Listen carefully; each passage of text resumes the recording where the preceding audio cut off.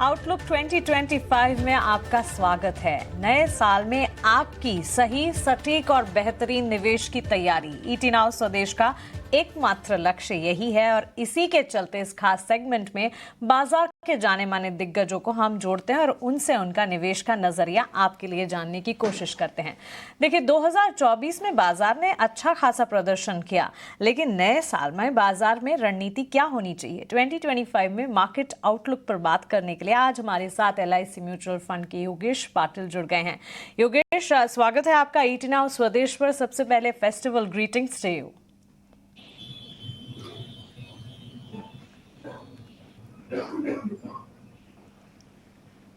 योगेश, सबसे पहले शुरुआत मैं एक ऑब्जर्वेशन के साथ करना चाहूंगी। 2024 इस साल की शुरुआत में आप हमारे साथ जुड़े थे और तब आपने एक बात कही थी, India's growth story lies in mid and small cap. And what an observation, what a vision. In fact, आपने ये भी कहा था कि mid cap and small cap are the best representatives of growing and changing India. अब in fact अगर mid cap small cap की ही बात करें, 2024 में ऑलमोस्ट 40% तक के रिटर्न्स हमने देखे हैं छोटी मझौली कंपनियों के शेयरों में। सो ये ऑब्जर्वेशन आपका काम कर गया। 2025 के लिए आपके ऑब्जर्वेशंस क्या होंगे, आपके एनालिसिस क्या होंगे और बाजार पर हमारे व्यूअर्स एंड पोटेंशियल इन्वेस्टर्स को राय क्या देंगे आप? Thank you very much and good morning everyone.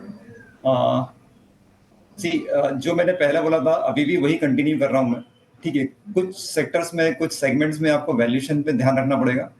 जैसा कि मैंने पहले भी कहा है कि इंडिया एक कैपेक्स ड्रिवन स्टोरी है, जहाँ पे इंक्रीमेंटल जो ग्रोथ है आपको infrastructure, defence spending, railway, power sector के इन्वेस्टमेंट्स आने वाली है।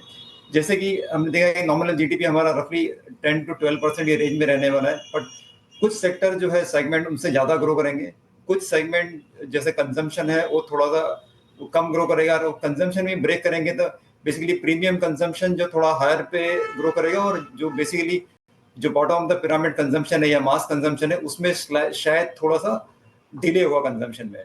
जैसे कि हमने पास में भी देखा है, जैसे पर कैपिटा इनकम बढ़ती है ये सब में स्पेंडिंग चालू होती है, लेकिन लास्ट 7-8 सालों में बिकॉज ऑफ रिफॉर्म्स या डिमोनेटाइजेशन या और कोविड की वजह से काफ़ी सारे अनऑर्गेनाइज्ड पार्ट पे इसका इम्पैक्ट आया है, जो कि कंजम्पशन को थोड़ा सा हिट कर रहा है, क्योंकि इंक्रीमेंटल जॉब क्रिएशन कम हो रही है। बट हमें ऐसा लगता है कि इंडिया में काफ़ी सारा कैपेक्स पावर में, बेसिकली रोड्स में, पोर्ट्स में, डिफेंस, रेलवेज और डाटा सेंटर में हो रहा है, जिसके कारण थोड़ा बहुत पर कैपिटा इनकम इंप्रूवमेंट होना चाहिए, जॉब क्रिएशन में वृद्धि होनी चाहिए, और जिसकी वजह से कंजम्पशन सेक्टर पिकअप करेगा।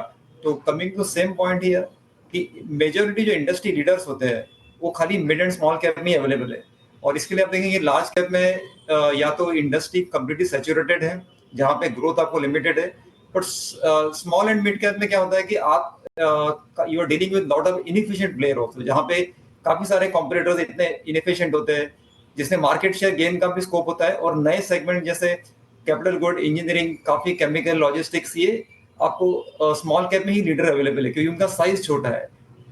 जस्ट बिकॉज ऑफ साइज छोटा है इसलिए स्मॉल कैप में, लेकिन अब वहां पर भी अभी भी ग्रोथ है, और हमें लगता है कि ये मोमेंटम कंटिन्यू रहना चाहिए। बट अगेन कई जगह वैल्यूएशन कैप्चर हो चुके हैं, कई जगह वैल्यूएशन कैप्चर नहीं है।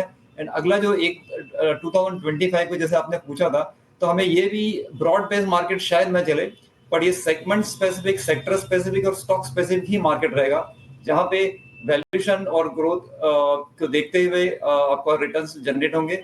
जैसे कि अर्निंग पर शेयर है, अगर उसमें अगर इंक्रीमेंट होगा तो आपको रिफ्लेक्शन आपको स्टॉक प्राइस में दिख जाएगा, जो कि कई सेक्टर में कंटिन्यूस बेस पे 5 से 6 सालों में अच्छी खासी तेजी लगती है हमें, तो उन सब में मोमेंटम बना रहेगा, ऐसा हमें लगता है। ठीक है योगेश भाई, पहले तो बहुत शुक्रिया आपका, थैंक यू वेरी मच, आपने हमारे लिए समय निकाला।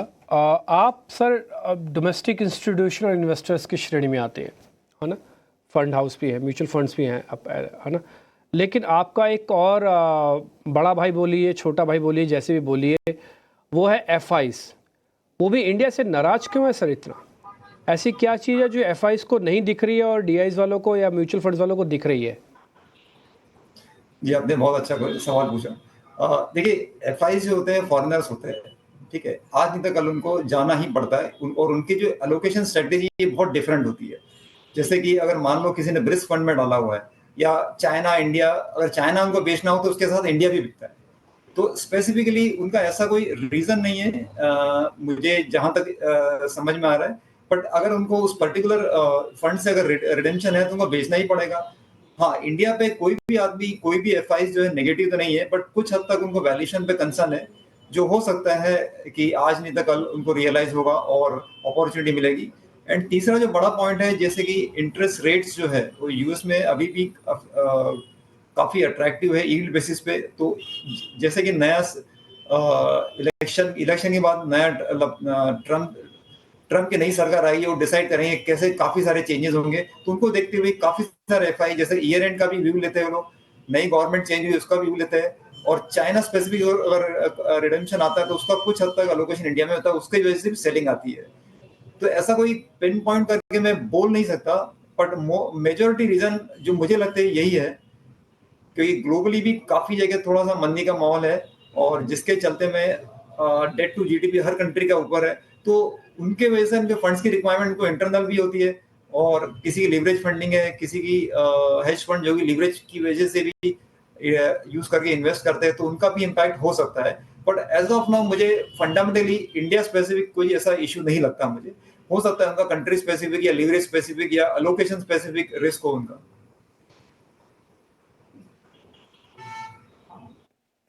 जी, योगेश भाई नमस्कार, अभिषेक बोल रहा हूं।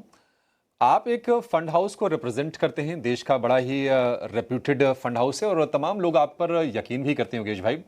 और हाल फिलहाल हमने देखा है कि बहुत इनोवेटिव फंड्स भी आ रहे हैं बाजार में। अभी कुछ दिन पहले किसी फंड हाउस ने कॉन्ग्लोमरेट फंड का एनएफओ लॉन्च किया है। आप ये बताइए कि 2025 में जब हम जा रहे हैं, कोई इंटरेस्टिंग थीम्स या फिर सेक्टर जो आपकी नजर में होगा जहां पर आप ज्यादा पैसे निवेशकों के डिप्लॉय करने जा रहे हैं, आप बता पाएंगे उसके बारे में? डेफिनेटली। देखिए, जैसे जैसे मैंने पहले भी कहा कि इंक्रीमेंटल जो ग्रोथ हुई इंडिया में वो नए सेगमेंट से होने वाली है। वो जो नए नए सेक्टर्स है, सेगमेंट्स है, जैसे डाटा सेंटर है, इलेक्ट्रॉनिक्स मैन्युफैक्चरिंग जिसको ईएमएस कहते हैं, जहां पे हाई ग्रोथ देखी जा रही है। तो उस पर्टिकुलर थीम से रिलेटेड अगर कोई फंड आता है या फिर हमारे फंड्स में एलोकेशन करते हैं, तो हम इस चीज का ध्यान रखेंगे जहाँ पे ग्रोथ हाई है और जहाँ पे इंक्रीमेंटल जो कंटिन्यूटी ग्रोथ ज्यादा रहेगी। और जो फर्स्ट टाइम जैसे न्यू जो सेगमेंट जैसे हायर केवीज के पावर ट्रांसफार्मर्स है, जो पहले पिछले साइकिल में नहीं थे, तो यहाँ पे क्या होता है कि काफी सारा आपका कंपटीशन कम रहता है और आपका लोकेशन की वजह से और सेक्टर ग्रोथ बहुत हाई रहती है, तो रिटर्न बनने के चांसेस थोड़े बेटर होता है कंपेयर टू ट्रेडिशनल सेक्टर्स की वजह से। तो India is growing country and बहुत सारे चेंजेस जैसे मैन्युफैक्चरिंग में हो रहा है, और यूएस में भी चाइना +1 के चलते में बहुत सारे इंक्रीमेंटल जो सेक्टर्स में जैसे ऑटोमोबाइल है, केमिकल है, ईएमएस है, डिफेंस है, यहाँ और core engineering and power equipment है, यहाँ पे थोड़ा सा इंक्रीमेंटली लग रहा है कि मोमेंटम बिल्ड होगा, जहाँ पे एड्रेसेबल मार्केट जो इंडिया से बढ़ के आपको ग्लोबली लेवल पे लेके जाएंगे, जिसमें आपका हो सकता है कि चाइना से मार्केट शेयर गेन करने में अब वो काफी फास्ट ग्रोथ हो। तो इन सब सेगमेंट में हमें लगता है कि मैन्युफैक्चरिंग रिलेटेड जो शायद ग्रोथ है वो 25 में शायद कंटिन्यू रहेगी, और मे बी अगले 2-4 साल और कंटिन्यू रहेगी, क्योंकि एड्रेसेबल मार्केट ग्लोबली जो चाइना से ले रहे हैं हम लोग, अगर वो मिलता है हमें तो बहुत बड़ा है।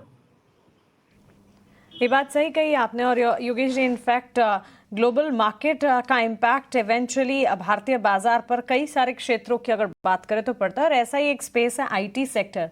देखिए, अभी नए साल में रिजल्ट सीजन भी शुरू हो जाएगा। इनफैक्ट आने वाले हफ्ते से ही बिजनेस अपडेट्स, क्वार्टरली अपडेट्स भी कंपनियों के आना शुरू होंगे, और नतीजों के लिहाज से अगर देखें तो सबसे पहले आईटी सेक्टर के मेजर प्लेयर्स के नंबर्स आएंगे। कैसे देखते हैं आईटी सेक्टर के परफॉर्मेंस को आप? देखिए, अभी तक की कंपनी कमेंट्री जो है, उन्होंने अभी तक किसी ने भी नेगेटिव नहीं बोला है, और प्रोजेक्ट कैंसिलेशन किसी ने भी हाईलाइट नहीं किया है। लेकिन ये है कि जिनको ऑर्डर बुक मिले, कई के ऑर्डर स्टार्ट हुए, किसी के नहीं हुए। तो काफी सारी कंपनियां जो है यूएस इकोनॉमी को, इंटरेस्ट रेट को ऐसा डिपेंडेंट नहीं है, पर कंसीडर करके इन्वेस्टमेंट करते हैं। और ऑब्वियसली दूसरा जो चीज है, जितने भी ट्रम्प की जो पॉलिसीज है उनको सोचते हुए वो लोग आगे बढ़ेंगे, क्योंकि नॉर्मली इनका जो बजट जो है ना जनवरी क्वार्टर में स्टार्ट होता है, बट मुझे ऐसा लगता है कि शायद थोड़ा सा बजट का जो डिसीजन जो है वो शायद स्पिल ओवर होकर Q2 में आएंगे।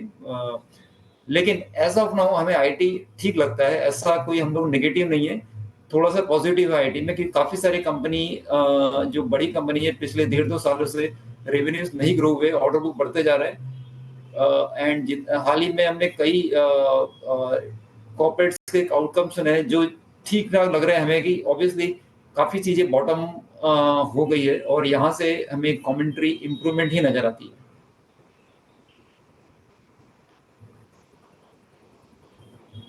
योगेश भाई, जाती जाती एक आखिरी सवाल आपसे होगा। अब चूंकि 2024 बीत गया, आज आखिरी सत्र है, नेट 8% के रिटर्न निफ्टी ने दिए हैं। अगले साल में क्या उम्मीद करके चले जो निवेशक हैं, 8% से ज्यादा या फिर 8% से कम? देखिए, रिटर्न निफ्टी का कमेंट करना तो मुश्किल ही है, लेकिन मैं ये कहूंगा कि नॉमिनल जीडीपी से ज्यादा अगर देखेंगे हिस्टोरिकली पिछले 24 साल का अगर आप हिस्ट्री देखेंगे तो नॉमिनल जीडीपी जितना नॉर्मल रिटर्न हमको 5 साल के एवरेज से मिल ही जाता है। तो मेरे ख्याल से आप ये बेंचमार्क लेके चल सकते हैं इंडिया जैसी कंट्री में। हाँ, बट कुछ जो सेक्टर स्पेसिफिक है उनमें आपको शायद ज्यादा रिटर्न मिल सकते हैं। ठीक है योगेश भाई, बहुत शुक्रिया, और आपको भी नए साल की ढेर सारी बधाई, शुभकामनाएं। आपके लिए काफ़ी अच्छी यादों वाला रहे अगला साल, इसकी हम आपके लिए कामना करते हैं। चलिए, इस शो को यहीं पर फिलहाल समाप्त करेंगे। आप डिम्पी को, मानसी को, मुझे इजाज़त दीजिए।